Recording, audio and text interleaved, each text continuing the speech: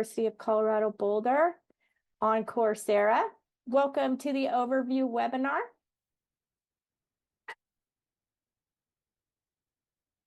I would like to take a minute to introduce our whole team.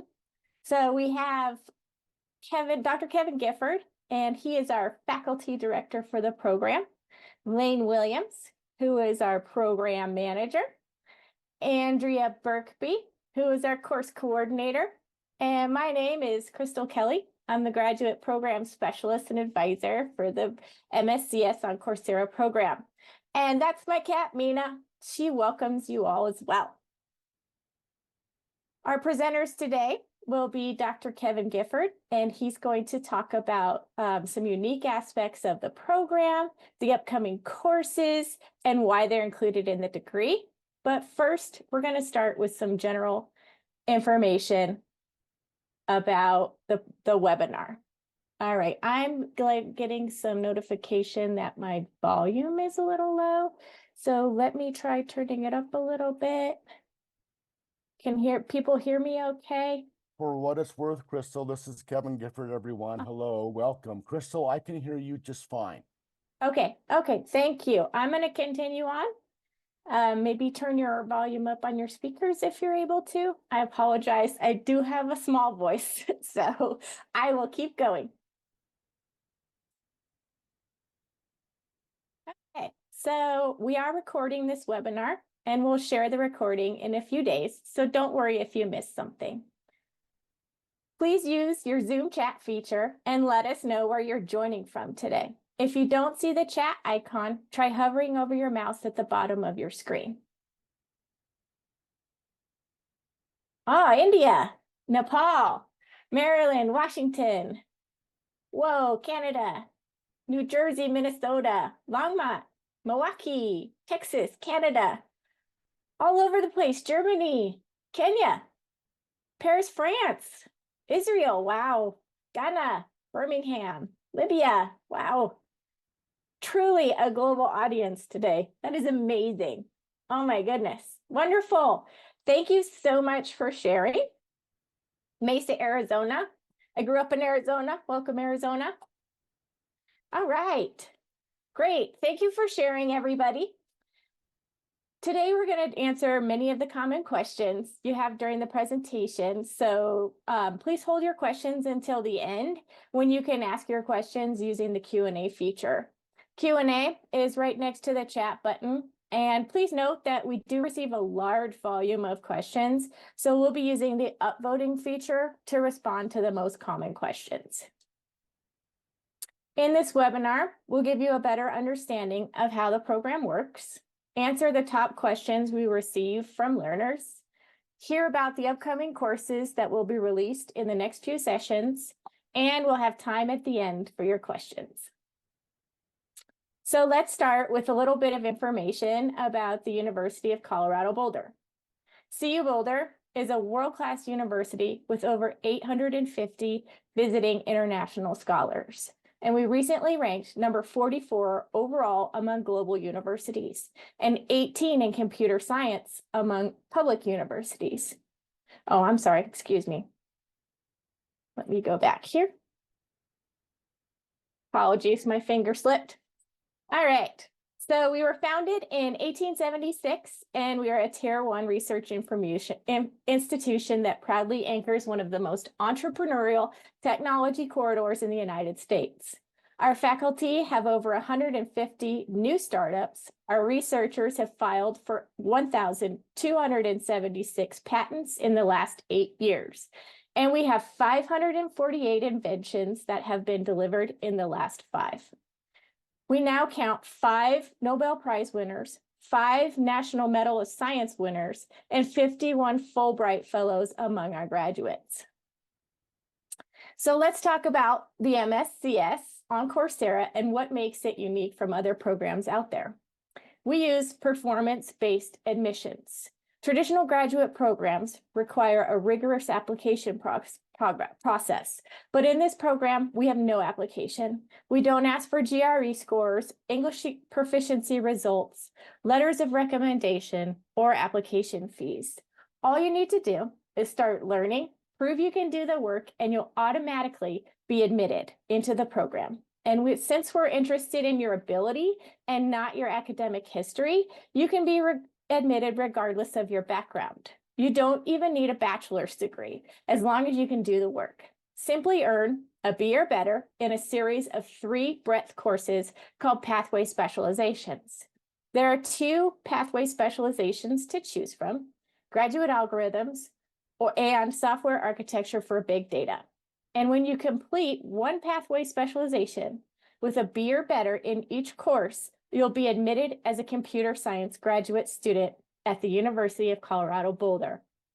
And since your pathway courses count towards the required 30 degrees for the program, you'll make degree progress as you work towards admission. There are no formal prerequisites to be familiar with. There are no formal prerequisites, but you need to be familiar with algorithms, at least one programming language, especially Python and Java, and some mathematics.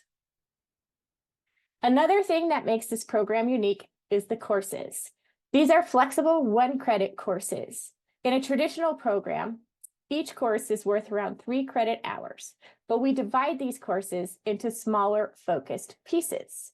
Cognitive psychologists have shown that it's better to break complicated issues into smaller chunks of information than trying to understand these ideas all at once. So each of our courses is only 1 credit hour, and you can expect to spend about 5 to 8 hours per week on each course. This flexibility promotes mastery learning. The Coursera platform uses mastery learning, which helps us ensure that you understand important concepts from one lesson before moving on to the next. This scientifically proven way of teaching ensures that you actually understand the basic concepts before moving on to the more complicated topics. This content is rigorous. Even though the courses are shorter and they are delivered in a more flexible format, the program covers the same rigorous content as the on-campus degree. You'll gain technical competency in many areas, including computer science, algorithms, software, machine learning, network systems, ethics, and computing.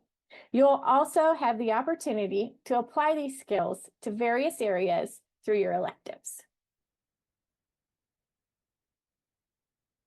This program has shorter classes. In the traditional program, there are normally 3 semesters per year, including summer, and each semester is about 16 weeks long. Our program runs 6 sessions per year, and each session is 8 weeks long. Most students take 1 to 2 classes per session and don't need all 8 weeks to complete the course. It usually only takes about 4 to 6 weeks to complete a course. This program is self-paced, so you can go faster or slower if you want. If you need to take a break, you can even step away for an entire term or 2. You simply need to complete all 30 credits for the program within 8 years. This program is also set up for pay-as-you-go. Traditionally, students pay for their entire semester during registration. This means you have a large bill so that you must pay well before classes start.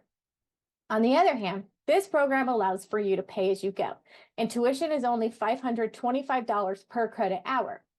With the MSCS, you pay per credit hour, not per semester, which allows for more flexibility. We have multiple payment options. You can pay online with US checking or savings, credit or debit card, or wire transfer. This program also qualifies for veterans benefits.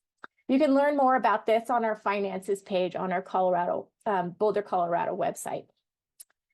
Remember, you won't get access to course materials until after we receive your payment and you complete all of the onboarding steps. So finish your payment steps quickly to be sure to give yourself enough time so that you can finish the course even if you run into delays. So our graduates receive the exact same diploma and credentials as our on-campus students.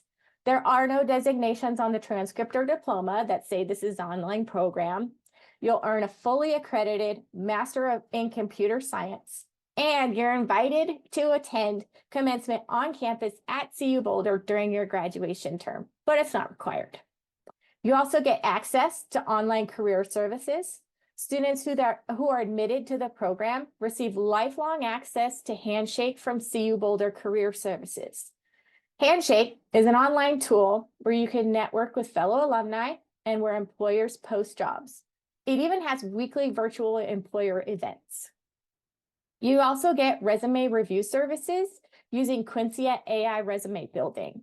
And then after you graduate, you'll join the Forever Buffs Alumni Association. Go Buffs!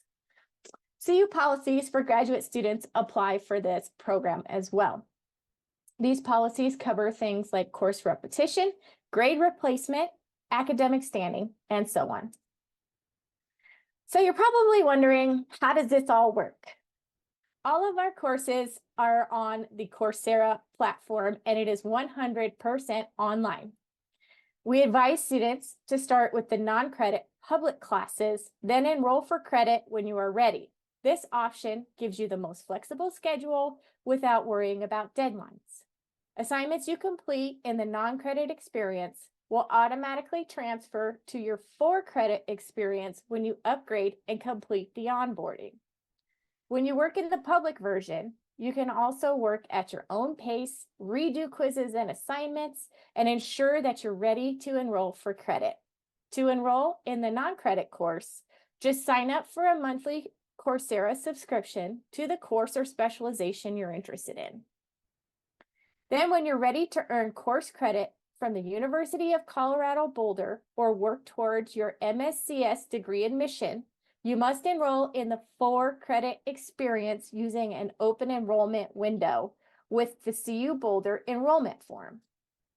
The for-credit experience includes access to all of the content from the non-credit experience. And remember, your completed coursework from that non-credit experience transfers in. Additional coursework, including a final exam or project that you need to complete to earn CU credit, weekly office hours with course facilitators, which function like teacher's assistants, and a dedicated support email where you can get help with questions about your for-credit courses. You also get a CU student ID, a Buff One card, which is our student ID card, an official CU email address, and additional services like our online libraries and career services. Remember, you do not need to be admitted to the degree to enroll in for-credit courses. CU Boulder tuition includes access to CU on Coursera, so you will not need a monthly subscription to Coursera while you're taking courses for credit. But just be aware that Coursera will not give you a refund for their monthly subscription fee if you start in the non-credit course and upgrade to the for-credit version within the same month. The first time you enroll in a for-credit course, you'll need to complete some important steps before you can access your coursework. You'll activate your CU Boulder accounts, and you'll link those accounts to your Coursera account. You'll also complete an onboarding course, which normally takes about a few hours and does not count for credit or appear in your transcript. After you complete all of the onboarding steps, you will get access to all of the for-credit course content when classes start for the session. Remember, the progress that you made in that non-credit experience before upgrading transfers with you, so you don't have to repeat what you've already done. You'll also see the new for-credit content, which is usually your final exam or project, but there also may be some additional items. There is a time limit in the for-credit experience. It is set up within 8-week sessions with set deadlines for coursework. Complete all of the coursework outstanding items by the posted deadlines for the session to get CU credit and earn a letter grade. And remember, you can always work on courses in the public version first, no matter what point you are at with your degree progress. Now that you know how it works, let's take a look at the degree and curriculum. This is a 30-credit degree. You'll take 15 required breadth courses, which also include the pathway courses, Then you can select your 15 required electives. You must have at least 4 full specializations in those elective credits. You can also apply up to 6 credits as outside electives from our other CU on Coursera degrees. They can even apply toward your 4 required specializations. Note that you cannot transfer credits from another university or campus to this program. This includes credits from CU Boulder's residential computer science program. The on-campus and online programs are not interchangeable because of the different admission and tuition structures. While the MSCS courses are 1 credit, courses from other programs may offer a different number of credits. Courses from other CU on Coursera programs may also have different tuition rates or recommended prior knowledge, so be sure to read those descriptions carefully. You must earn at least a B or better in each breadth course and a C in each elective course. You also must maintain a 3.0 or better GPA. So let's take a look at what the CU Boulder curriculum page looks like. So I'm going to jump out and we're going to take a look at our curriculum page on the CU Boulder website. So when you're going through this page, you'll notice that it's set up from requirements and prerequisites, but remember, prerequisites are not required. These are just recommended prior knowledge. And if you click on this link, it will take you out where we have some suggested courses available on Coursera if you need some help with that foundation knowledge that we expect you to come in with prior knowledge. And then if you scroll down, you'll see how the degree is organized by breadth courses and elective courses. And when you click on pathway courses, you'll see the 2 pathways available. You only need to complete 1 for admission with a B or better in each course, but you need to complete both pathway specializations for the degree. Then your other required breadth courses are all listed here. There are 3 different specializations: machine learning, computing ethics and society, and network systems. Please note that this 3rd course of network systems is coming soon. So all of these required courses you will have access to in plenty of time to complete your degree within 1 year. Now let's go down to electives. You only need 15 elective credits. And remember, you can apply up to 6 from other CU on Coursera degrees. If you want your degree transcript to focus on mostly computer science electives, we suggest that you select them from computer science electives. Dr. Gifford is going to talk about a lot of these courses that are coming up. And when you see something is under development, please note that it really is under development and coming soon. You'll also notice if a course is cross-listed with another course, meaning it counts the same. And then you'll also see when new courses are available. So we highly recommend that you use this curriculum page to help plan your degree progress. Then you'll also see in our outside electives, we link out to our other CU on Coursera degree programs where you can check out maybe some specializations that you're interested in: engineering management, maybe data science, or electrical engineering. But note that these 4 courses will never count towards your MSCS degree because they're considered foundational courses. All right, so I encourage you to go look at that page on your own. And now I'm going to pass it on to Dr. Kevin Gifford.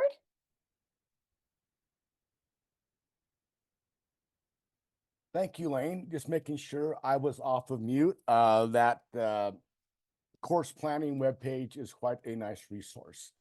All right, gang. Hello to everyone. I know we got about 100 people on. Thanks so much for joining in this morning. So is the MSCS on Coursera accredited? Yes, it is. It's a fully accredited part of the CU Boulder's higher learning accreditation. The computer science department at the University of Colorado is ABET, A-B-E-T accredited, which is the U.S. National Higher Education Accreditation Board. So you get the same transcript and the exact same diploma as our on-campus students. There is absolutely no difference. Your diploma will not have any online or distance designation.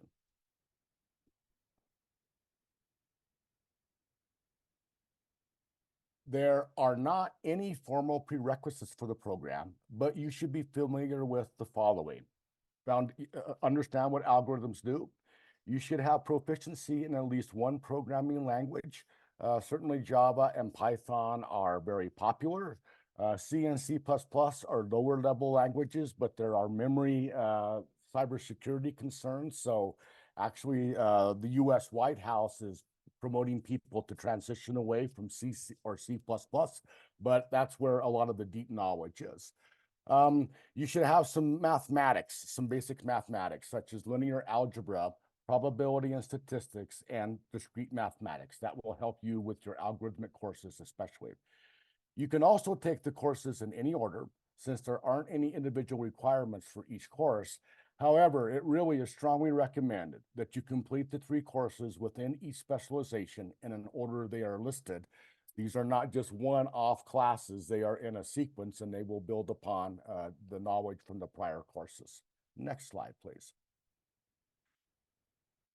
All right, career outlook for computer science. Well, it's golden. I think most of you people know that. It's a very strong field. Computer science as a field has great potential career outcomes with lots of different target domains.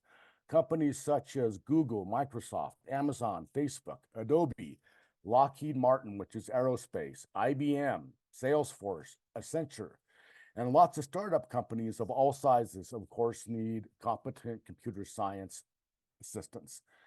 Some sectors include information technology, aerospace, finance, manufacturing, consulting, government laboratories, and I think healthcare and education strongly use computer science as well. From the salary perspective, computer science graduates out-earn all other MS degree holders in the United States. That's what I mean by being golden. That's more than double the average salary in the United States.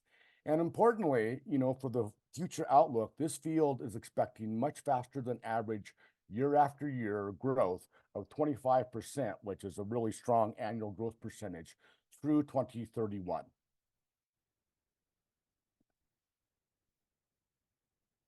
I hit the wrong slide. Excuse me, gang. All right, I got lost there. All right, financing. All right, this program is currently not eligible for U.S. federal financial aid, and we don't have any scholarships at this time.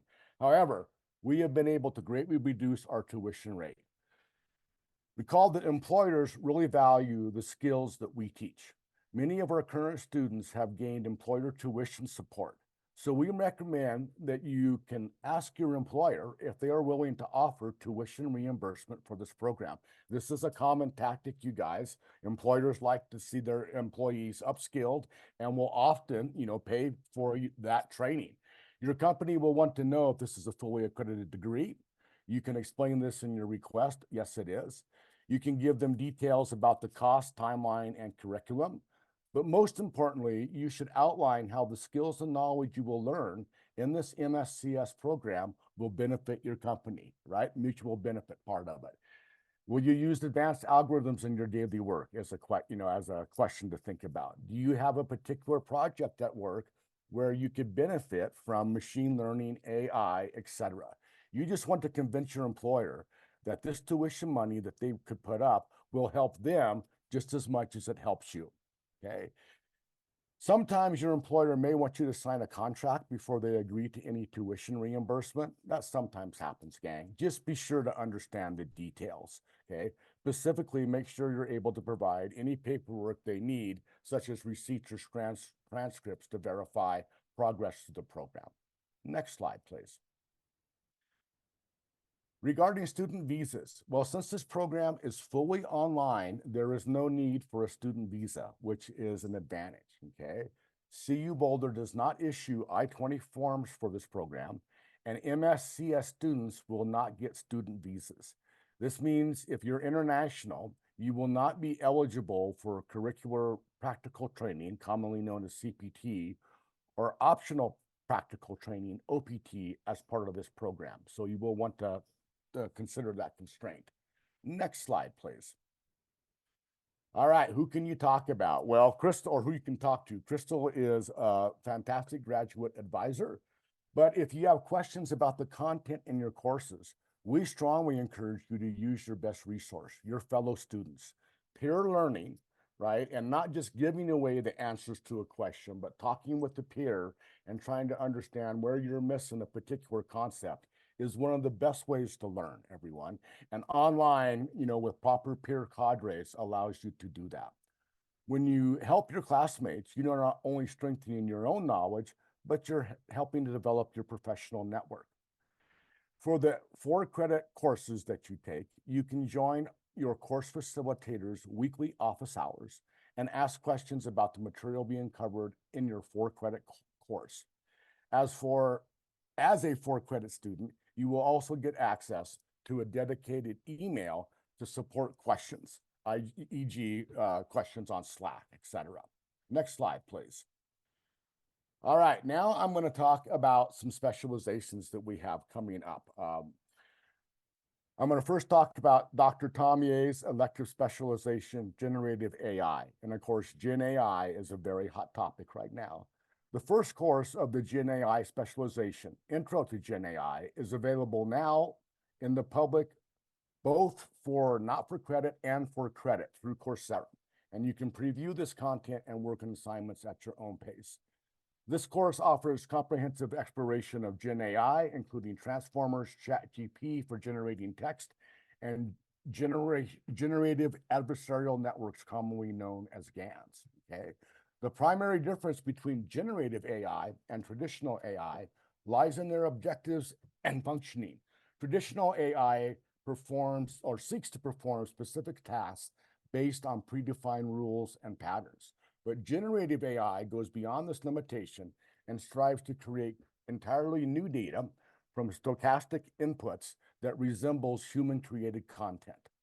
Key concepts in this course will be the Learn Generative AI, including ChatGPT, GANs and diffusion model for images, develop a strong theoretical foundation and practical math skills required for Gen AI, and understand the capabilities and limitations of Gen AI.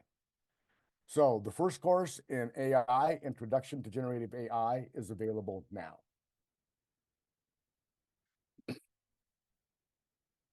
Second course that we want to talk about, or specialization, is Foundations of Autonomous Systems.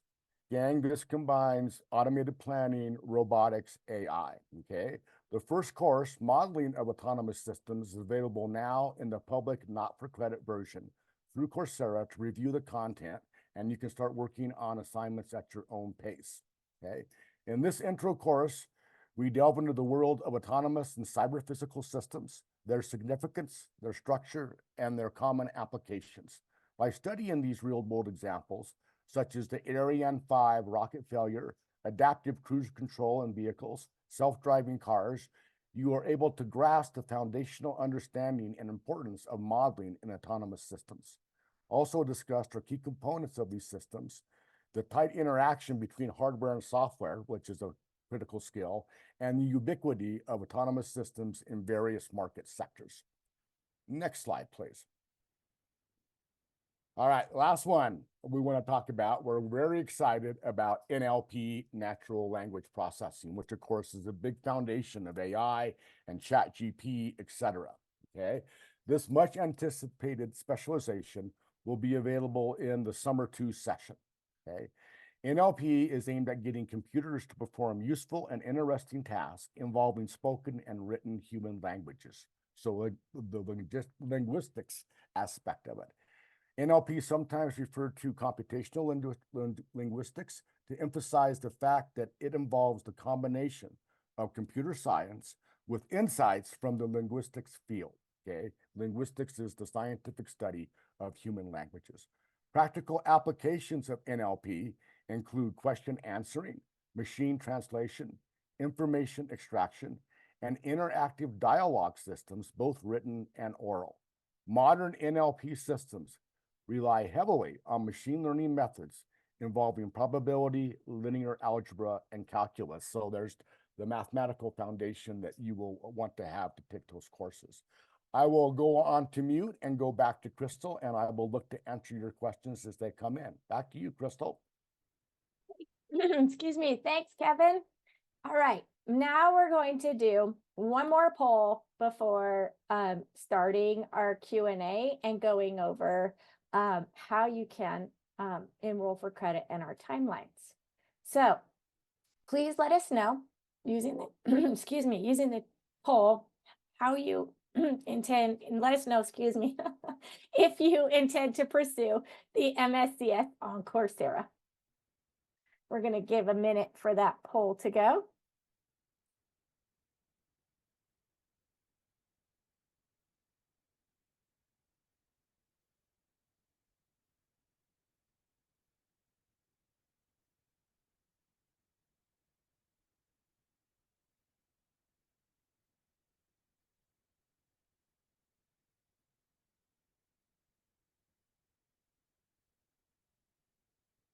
Hey, should we go ahead and share our poll results? All right, so we have a bunch of maybes saying that they're still deciding if they intend to pursue. Feel free to reach out to me. I'm happy to answer your questions as a prospective student after this webinar. I'm happy to chat. We have a few saying yes, they just want to take some individual courses. That's great. And some saying, yeah, they want to pursue the degree. So that's really awesome, you guys. I'm here to help. Everybody wants to see you succeed. All right. Let's go ahead and move on to our next slide. So let's talk about this current session that we're in right now. So since we have 6 sessions a year, we're currently in the second spring session. And enrollment just opened. So you want to go to our website or the degree page on Coursera to find the Enroll Now button and get started.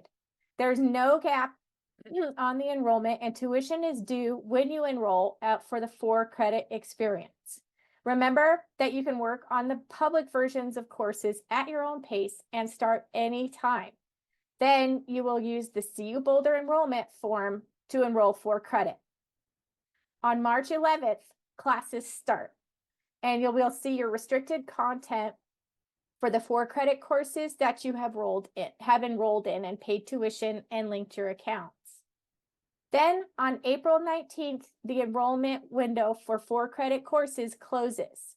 Do not wait until this last day to enroll for credit for your first time. There are those onboarding steps that can take up to a week sometimes to complete, and you will not leave yourself enough time to complete the 4-credit content if you wait till this last day to enroll.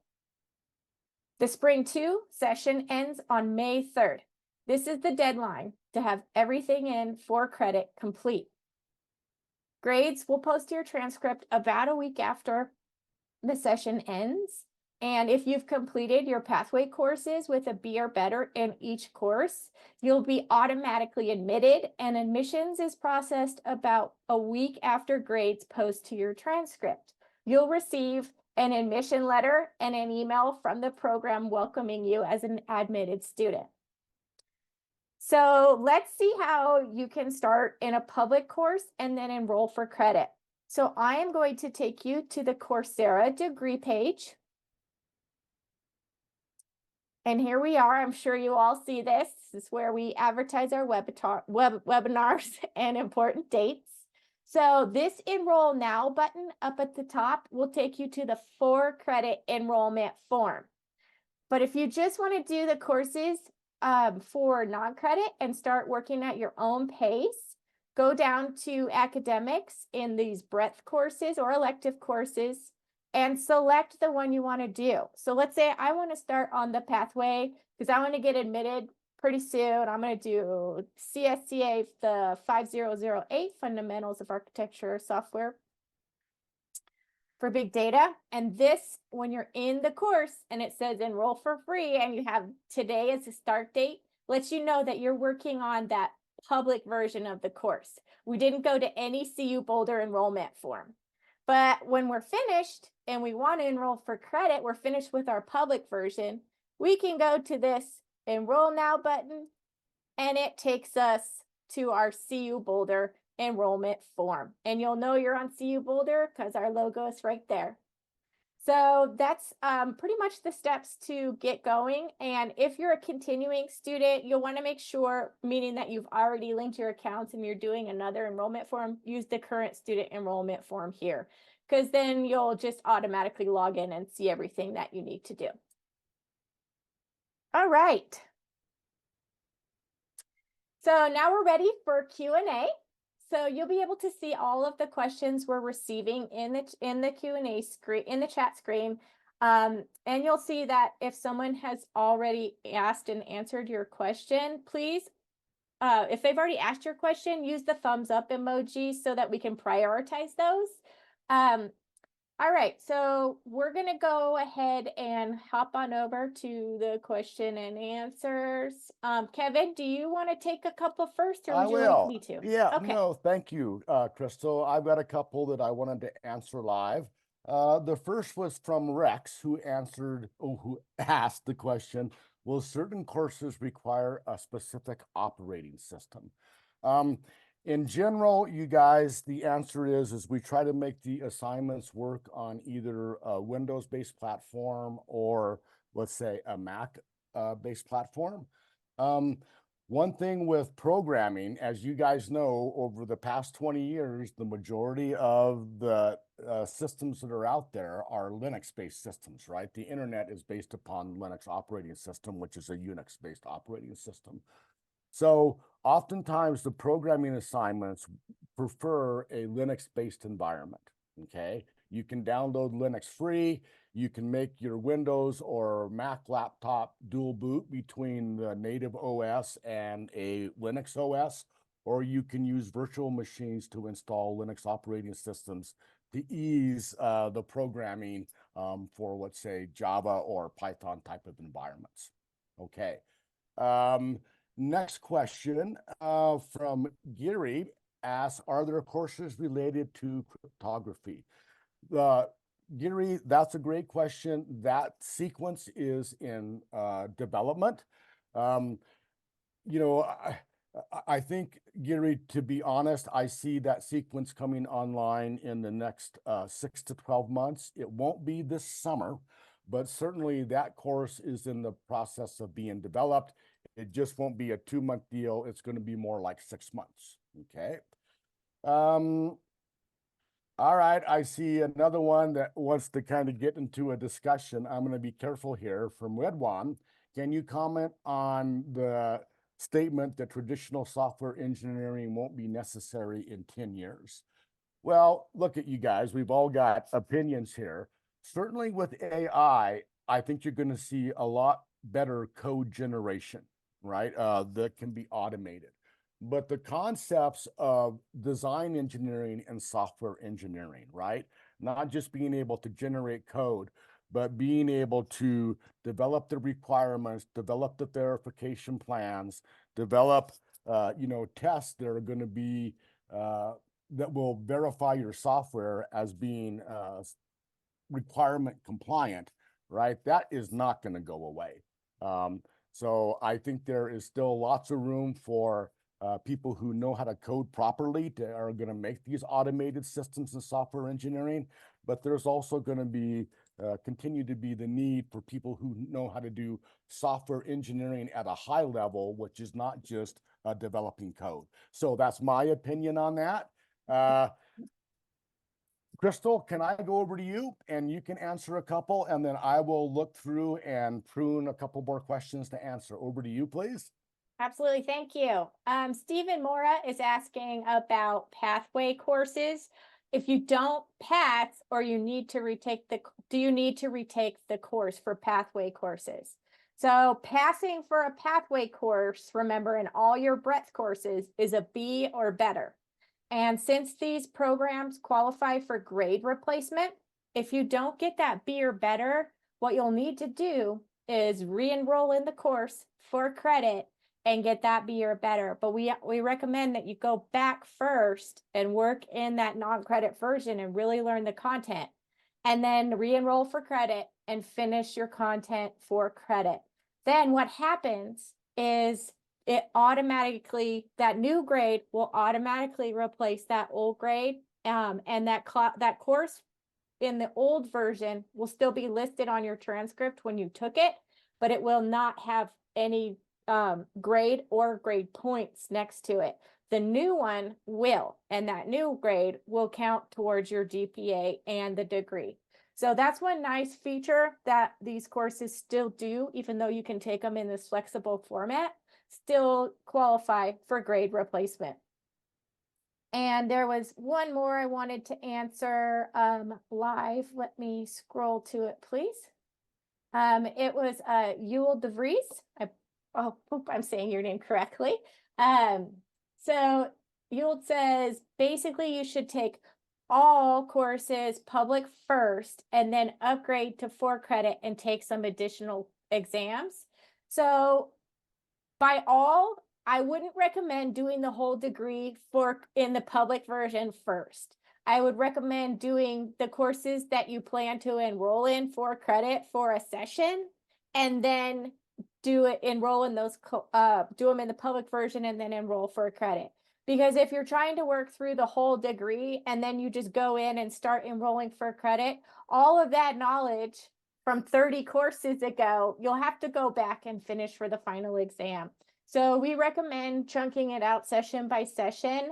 But while you're doing that, if you're working in the 4 credit version after you've finished in the public version and you're finishing up the final exams, in the public version, you can start working on your next courses while you're finishing it out. So it really allows you to either really stretch it out or make it go really fast.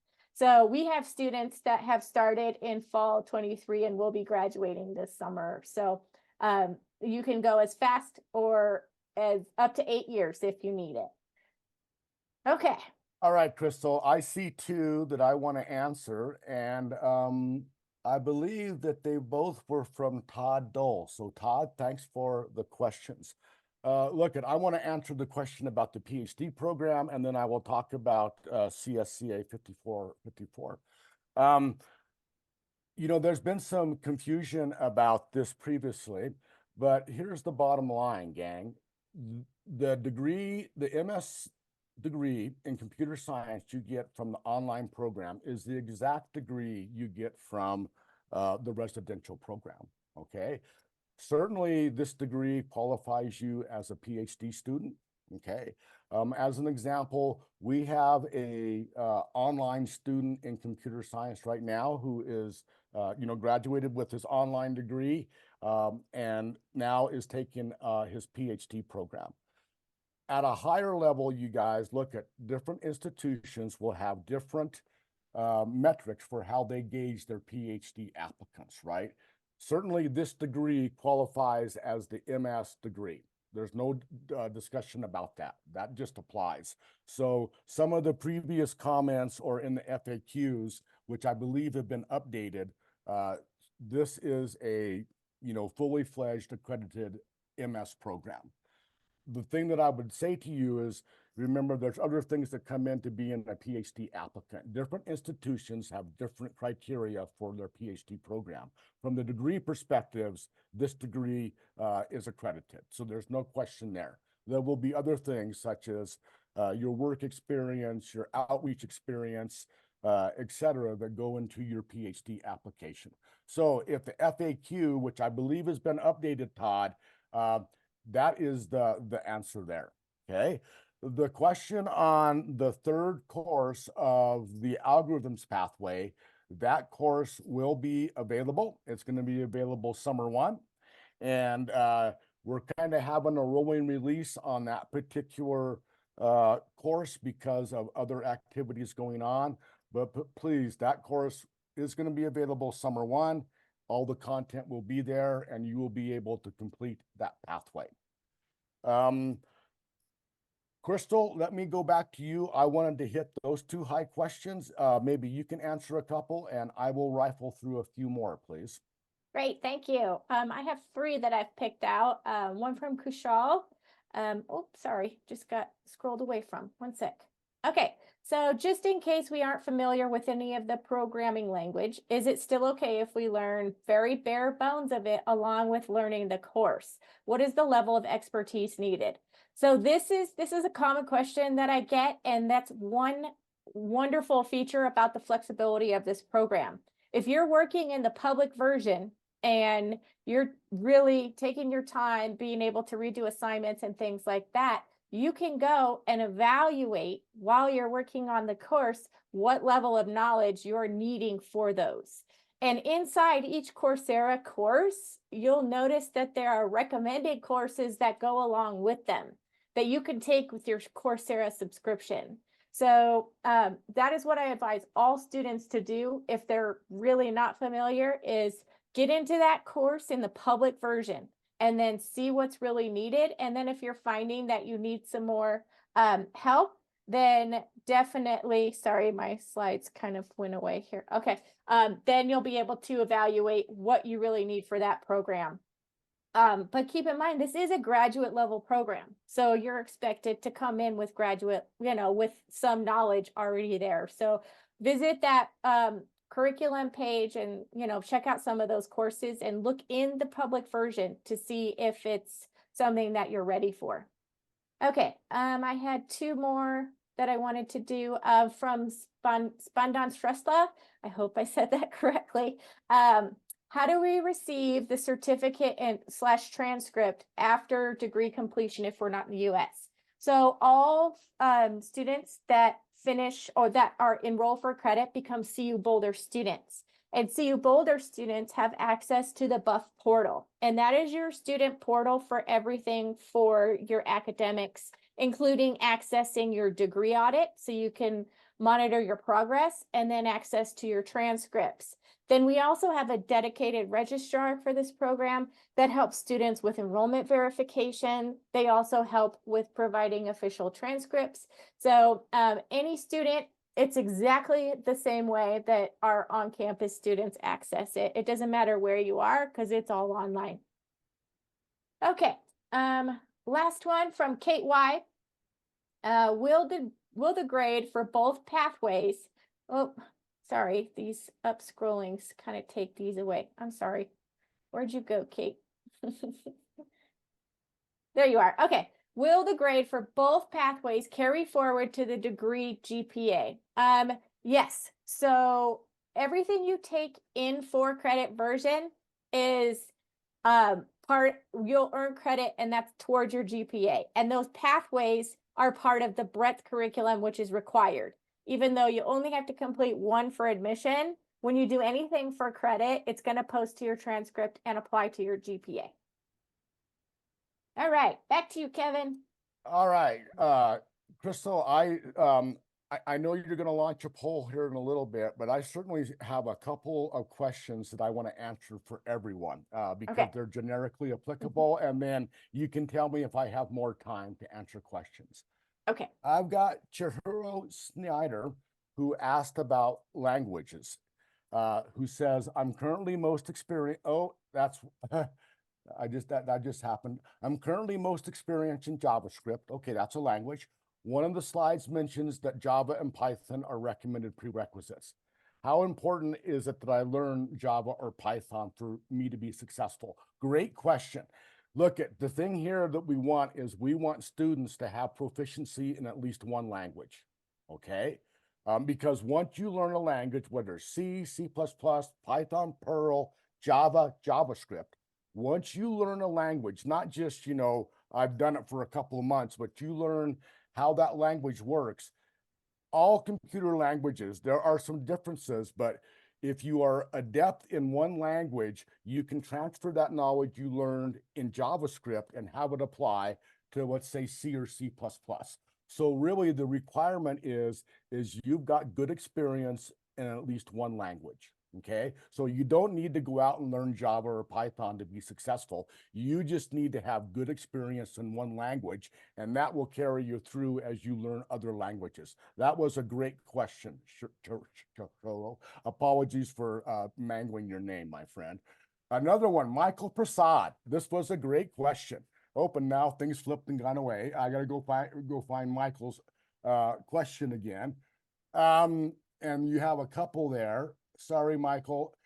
Michael asks, is there enough AI ML related courses to have a proper AI concentration? Fantastic question, Michael. And the answer is CU Boulder has just approved an online, in our program, MSCS AI certificate, right? And then we also are going to have, and that AI certificate would consist of 4 specializations, essentially 12 credits from a university residential perspective. So we have several faculty that are lined up to produce several different courses in AI, reinforcement learning, recommender systems, computer vision. The NLP course is the basis of that. So Michael, I thought that that was a really astute question. Because if you look at it right now, we need to build out our AI offerings. I'm being transparent on that. But the university is very highly promoting us to doing that and giving us the resource to get that AI certificate online very quickly. Thanks for asking that question, Michael. Crystal, I'll go back to you from a timing perspective. Okay, we have 7 minutes, so maybe one or two more questions if you'd like. Okay. I'll ask one that just because I see software engineering on it, Robert Knight, and I'm very big on software engineering. I've built a bunch of systems that have flown on space shuttle and space station, and so I understand the rigor and the need for proper software engineering. It really is a passion of mine, Robert, for what it's worth. So yes, we are looking at developing 1 or 2 sequences that focus on software engineering skills, both from the design perspective and from the implementation and test perspective. I know you would like to have a timeline on that. We are engaging with faculty that teach those courses on campus, and we are looking to have a stronger software engineering presence over the next year. I'd like to be more definitive on a timeline, realize that that's a strategy for the program. It's a strategy for me personally, because I think that's a really important aspect of CS is software engineering. And so we're looking to build those courses out over the next year. Crystal, can I go back to you? Yeah. All right. So we are at 6 minutes away. I think I'm scrolling through questions real quick. This one I get a lot. Believe it or not, is it possible to obtain a recommendation letter after completing a master's degree? Yes, we actually have students asking about that. I've written letters of recommendation. If you want a letter of recommendation from your faculty, I have a few suggestions. You should become familiar with their research. You should have taken their course in the MSCS program, and you should have developed some sort of working relationship with them, whether that's communicating with them about their course or their research areas.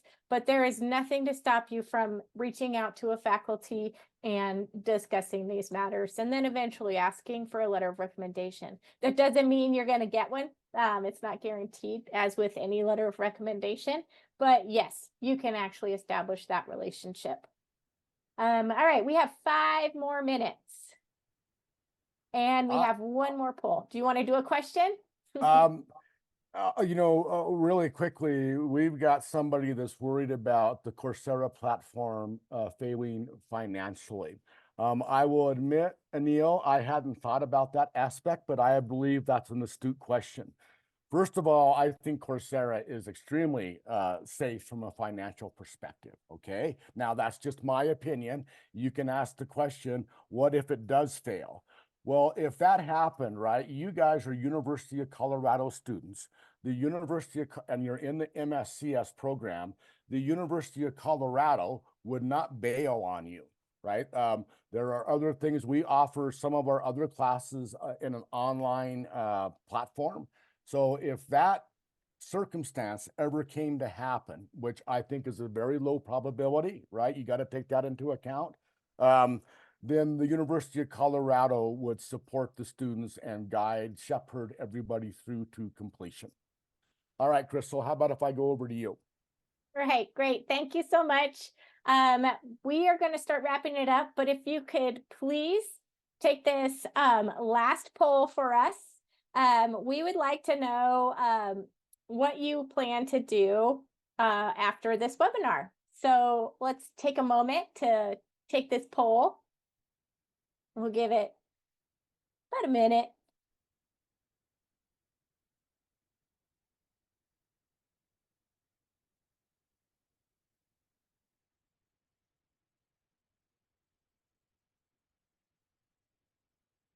Okay. Hopefully everybody got a chance to vote. Do we want to share our results? All right. So what do we plan to do next? Some people aren't sure. That's great. Check out the website, learn some more. Great. Start with a non-credit course. Wonderful. You got the point of the overview. And start with a 4-credit course. That's great too, especially if you're really confident in an area. Go ahead, start for credit and start taking classes in a future term. All great answers. We really look forward to seeing you in class. Remember, we're always here to answer your questions, whether you're in the non-credit or the 4-credit version. So we hope you have enjoyed the webinar and reach out to us with any questions and have a wonderful rest of your day. Thank you. Thanks, everyone.